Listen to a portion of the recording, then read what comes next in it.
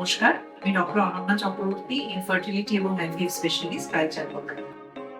আজকে জেনে নিই একটা খুব ইম্পর্টেন্ট টপিক, ওভেরিয়ান রিজার্ভেশন।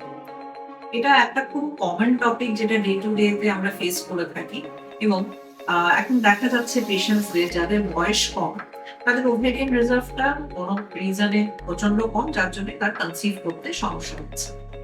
আবার অনেক আইভিএফ পেশেন্টসই আমরা পাচ্ছি যারা বয়স বেশি, এগুলো আইভিএফ এর জন্য আসছেন এবং ন্যাচারাল প্রসেসে তাদের ওভেরিয়ান রিজার্ভটা কম, মানে অ্যাডভান্স ম্যাটারনাল এজ যেটাকে বলা হয়, সেই ইয়েতে ওভেরিয়ান রিজার্ভ কম এবং তার জন্যই তাদের কনসিভ করতে সমস্যা। তাই আমাদের খুব ইম্পর্টেন্ট এই টপিকটা জেনে নিতে হবে, বুঝে নিতে হবে। কেন কি, যখন আপনি ট্রিটমেন্টের জন্য যাবেন, কি কি অপশনস ডক্টররা দিচ্ছেন, কেন দিচ্ছেন, তাতে কতটা আমরা হেল্প পাবো, সাকসেস পাবো, সেগুলো সব এই টপিকের মধ্যে আজকে আমরা ডিসকাস করতে চলেছি। তাহলে প্রথমত জেনে নিই ওভেরিয়ান রিজার্ভ বিষয়টা নিয়ে। ওভেরিয়ান রিজার্ভ হচ্ছে দুটো ওভারির মধ্যে অবশিষ্ট এগস কতটা রয়েছে, তো সেগুলোর টোটাল কাউন্টিংটাকে ওভেরিয়ান রিজার্ভ বলা হয়। এবং এটার একটা ট্রেন্ড রয়েছে, যখন প্রত্যেকটা ফিমেল তার মায়ের গর্ভে যখন সৃষ্টি হচ্ছে, ধরে নিন 20 উইকস অফ প্রেগনেন্সি, সেই সময় তার ওভারির মধ্যে মোটামুটি 6 থেকে 7 মিলিয়ন এগস থাকছে এবং তার পরবর্তী 4 মাসে, মানে তার জন্ম হওয়া অবধি, সেই 6-7 মিলিয়নটা কমে গিয়ে 2 মিলিয়নের কাছাকাছি চলে যাচ্ছে। এবার জন্ম হওয়া থেকে মেনার্কি, মানে যখন তার পিরিয়ড প্রথম শুরু হচ্ছে, সেটা অ্যাভারেজ 11-12 বছরে যখন স্টার্ট হচ্ছে, সেই সময় 2 মিলিয়ন থেকে কমে চলে এলো মোটামুটি 3 লাখ।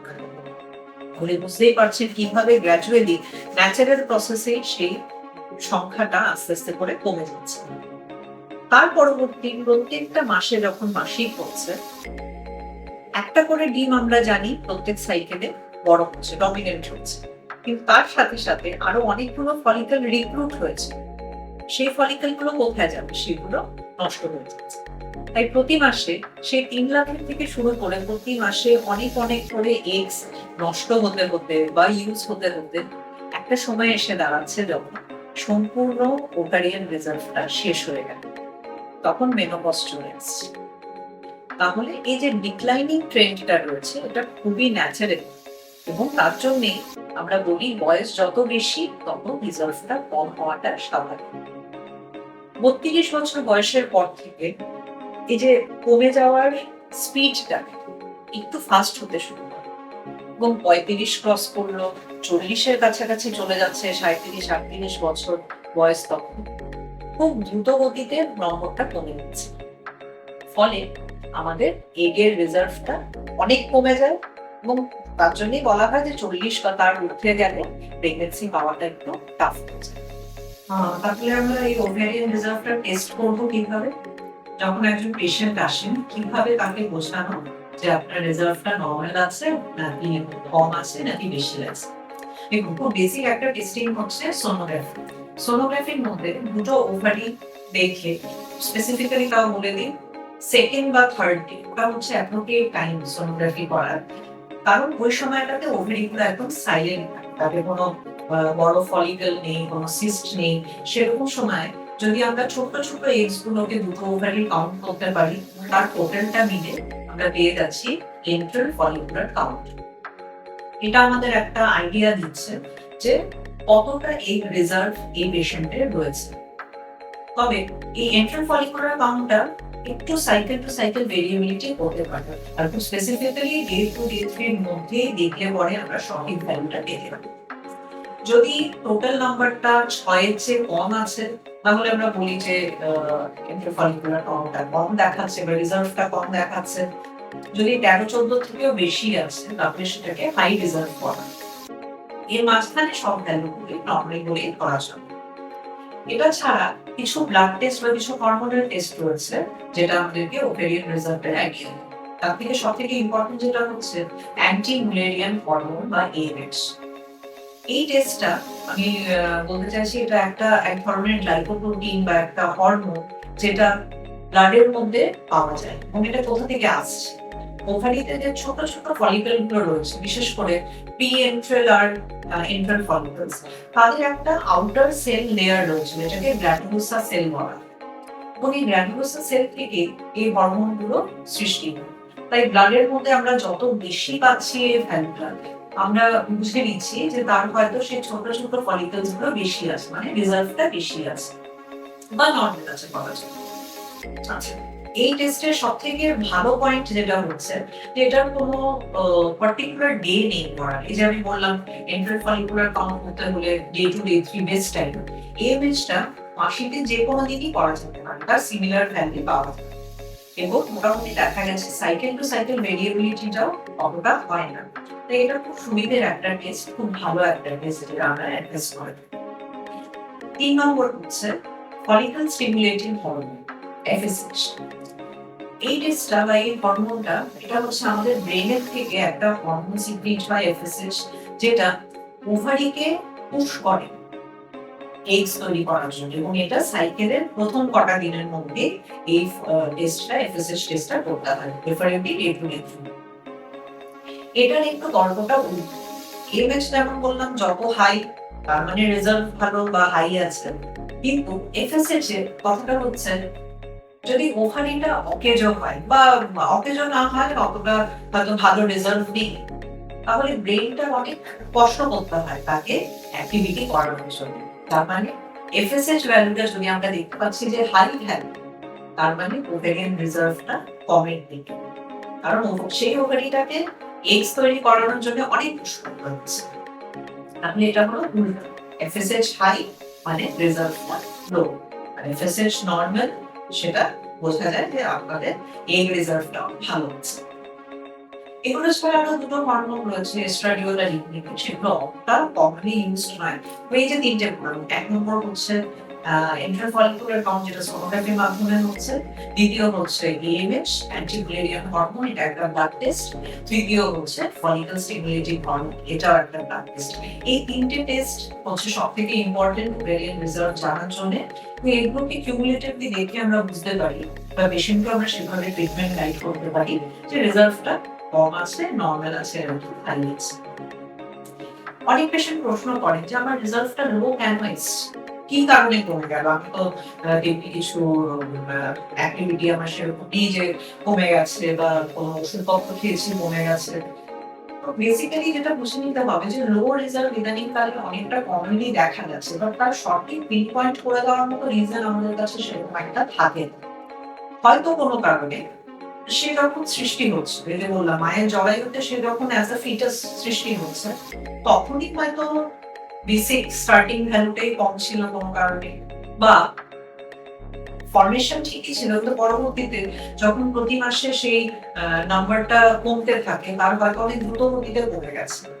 ফলে যে বয়সে যেটুকুনি হওয়া দরকার সেটা তখন দেখাচ্ছে। এবার বয়সটা বেড়ে গেল, অ্যাডভান্সড ম্যাটারনাল এজ, যেটা 35 বছরের উপরে বলা হয়, তখন তো এমনিতেই ন্যাচারাল প্রসেসে ডিগ্রেডেশনটা অনেক ফাস্ট হয়ে যায়।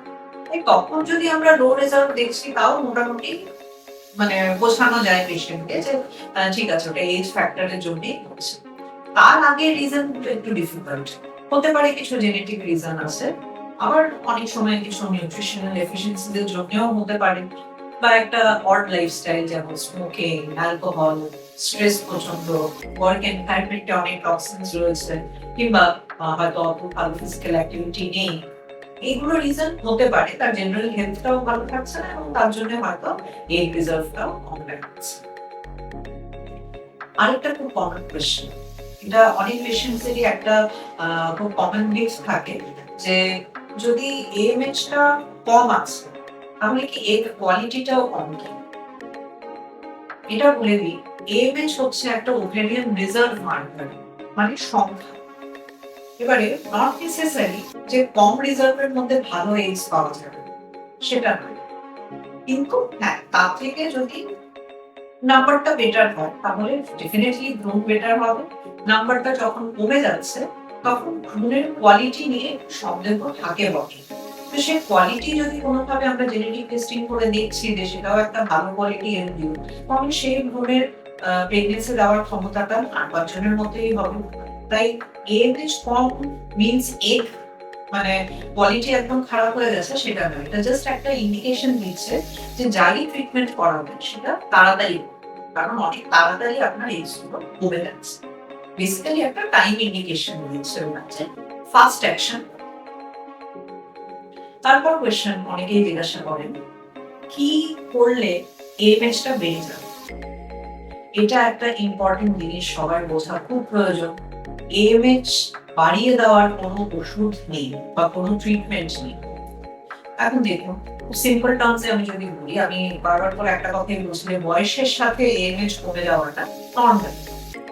এখন কোনো কারণে ধরুন আজকে সাপোজ আমার চুল পেকে গেছে, আমি একটু দারুণ একটা কালার করে নিলাম, ডাই করে নিলাম, মোমেন্টারিলি সব ভালো আছে। যখন আমার আবার সেই চুলটা নতুন করে গজাচ্ছে, সেটা ভেতর থেকে একটু সেই কালার চুল বেরোচ্ছে, সাদাই বেরোবে। তারপর ধরুন চোখে ছানি পড়লো, চোখে ছানি পড়লে ওই ন্যাচারাল জিনিসটা তো সাদা হয়ে গেছে, সেটাকে কিন্তু কোনো ওষুধ দিয়ে আবার ট্রান্সপারেন্ট করে দেওয়া সম্ভব না, সেটাকে বের করে ফেলে দিতে হবে এবং একটা আর্টিফিশিয়াল লেন্স বসিয়ে দেওয়া হবে। দাঁতেরও ব্যাপার এক। তো বয়সের যে ছাপগুলো বডিতে পড়ে যাচ্ছে বা সময়ের সাথে সাথে যে জিনিসগুলো কমে যাচ্ছে, সেটাকে রিভার্স করে দেওয়াটা প্র্যাকটিক্যালি সম্ভব নয়। তাই এই ভুল ধারণায় থাকবেন না যে কোনো খাবার খেলে বা কোনো ওষুধ খেলে পরে এএমএইচ ভ্যালুটা বেড়ে যাবে। তাহলে নেক্সট প্রশ্ন হবে যে আমার যদি এএমএইচ কম আছে, আমি কনসিভ কিভাবে করবো? দেখুন, এতে বিভিন্ন ধরনের অপশনস রয়েছে। আর একটা গুড নিউজ দিই, অনেক পেশেন্টসদের দেখেছি যাদের এএমএইচটা বেশ কম, কিন্তু হয়তো ট্রিটমেন্টে অতটা কাজ হলো না, বাট ন্যাচারালি কনসিভ করে গেল। যদি আমাদের বডির ব্রেনটা আমাদের ব্রেনের চেয়ে অনেক, বেসিক কথাটা হচ্ছে যখন ওভারির মধ্যে কিছু এগস থাকছে, সেই এগস গুলোর মধ্যে বেস্ট এগ কোনটা হবে, সেই ন্যাচারাল সিলেকশনটা বডি আমাদের থেকে অনেক বেটার করতে পারে। তাই অনেক ক্ষেত্রে দেখা গেছে লো রেজাল্ট থাকা সত্ত্বেও হয়তো একটা পার্টিকুলার সাইকেলে সেই বেস্ট এগটা সিলেক্ট হয়ে গেল এবং তার থেকে প্রেগন্যান্সি ন্যাচারালি চলে গেল, তাতে আর ডাক্তারের প্রয়োজন নেই। কিন্তু যখন সেটা হয় না, সেটা কম সংখ্যক পেশেন্টেরই হয়, হতে পারে, ডাক্তারের প্রয়োজন যখন পড়ে গেল, যখন ট্রিটমেন্টের জন্য আপনি এসেছেন, তখন আমাদের প্র্যাকটিক্যালি ব্যাপারগুলো এই যে বললাম এএমএইচ কম, তার অর্থাৎ এটা নয় যে ডিম শেষ, ডিম আছে, তো সেই ডিমগুলোকে সিলেক্ট করতে হবে যে কোনটা ভালো। সেটা কিভাবে করবো? সোনোগ্রাফিতে দেখে ডিমের কোয়ালিটি বোঝা যাচ্ছে না, তাহলে তখন আমরা আইভিএফ এর সাজেশন দিয়ে থাকি। আইভিএফ এর মধ্যে এগস গুলোকে বের করার পরে, সেটা যে কটাই এগস হোক না কেন, বের করার পরে যখন মাইক্রোস্কোপে সেটাকে দেখা হচ্ছে, ম্যাচিওর এগস গুলোকে সিলেক্ট করা হচ্ছে এবং তার সাথে ফার্টিলাইজেশন করে ভ্রূণ তৈরি করা হয়। এবারে সেই ভ্রূণগুলো যদি কোনো ডে 5 বা ব্লাস্টোসিস্ট রোগী পৌঁছে গেল, আরেকটা অ্যাডিশনাল ফ্যাক্টর যেটা করা হতে পারে সেটা হচ্ছে জেনেটিক টেস্টিং বা পিজিটি। নরমালি কি হয়, দেখা গেছে যখন রেজাল্টটা কম থাকছে, সেই এগস গুলোর মধ্যে ক্রোমোসোমের প্রবলেম একটু আগে হতে পারে।